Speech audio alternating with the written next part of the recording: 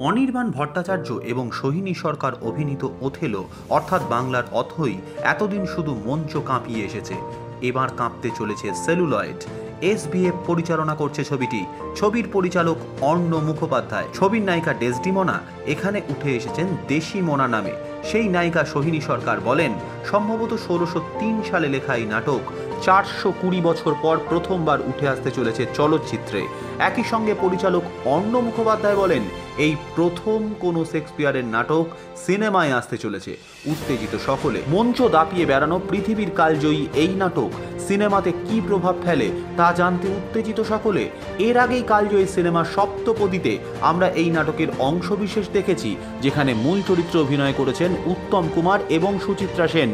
অনির্বাণ এবং সোহিনীর কাছে সেটা যে একটা বিশাল চ্যালেঞ্জ, এটা বলার অপেক্ষা রাখে না। ঘোষণা হয়ে গেল ছবি মুক্তির দিন।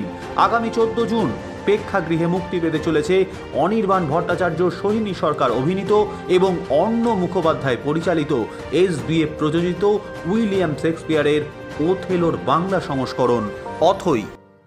এই ধরনের আরও ভিডিও পেতে এবং এই মুহূর্তের সময়ের সঙ্গে আপডেট থাকতে এখনই সাবস্ক্রাইব করুন টাইমলাইন ক্রিয়েশন।